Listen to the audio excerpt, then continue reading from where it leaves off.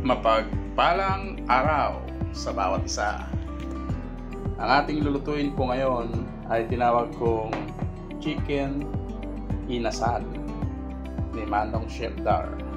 Magbibigay po ako ng idea paano po natin imamarinate na mabilisan at makakatipid sa ating mga ingredients.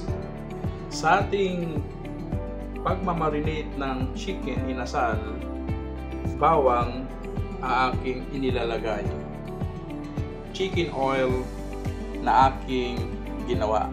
Dito pa lang po ay kinumpleto ko na po ang lasa.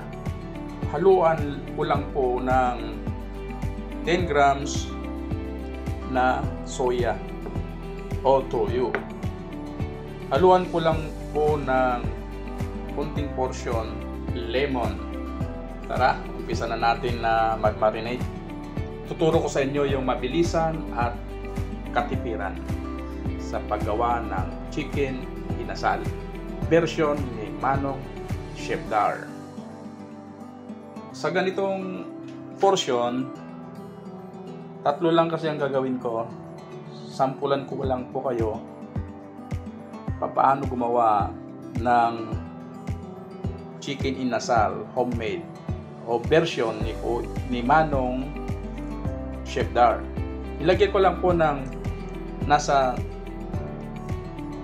5 ml lemon juice.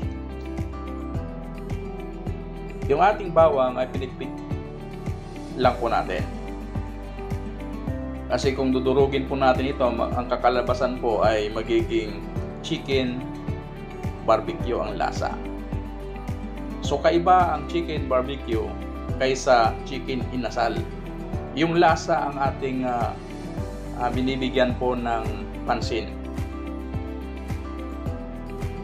Then lagay po natin yung ating soya o toyo. At ito po yung chicken oil na ating ginawa. So may stock po tayo rito. Nandito po yung ingredients. So halu-haluin lang po natin ito. Hindi ko na po nilalagyan ng paminta. Ito po yung ating pagmamarinate sa ating chicken inasal. Ang purpose lang po ng ating nilagay na soya ay gaganda po yung kanyang kulay. Magdaragdag din po ng lasa. I-marinate lang po natin ng 1 hour. Mas masarap, mas malasa pag magdamag po ninyo i-marinate. So ito lang po ay sample sa mabilisang pagluto ng ating chicken inasal. Version ni Manong Chef Dar. Pagbibigay ng karagdagan at kaalaman sa mga manunood sa oras na ito. Yan, magluluto na po tayo ng chicken inasal.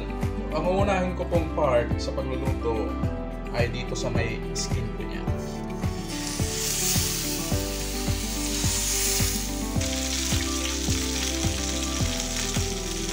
Sa chicken oil inasal po natin, kompleto na po yun ang lasa.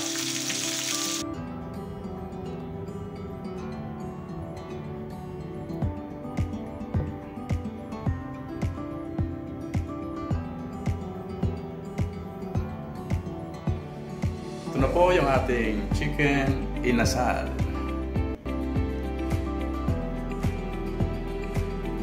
Maraming salamat sa inyong pag-like, share, and subscribe.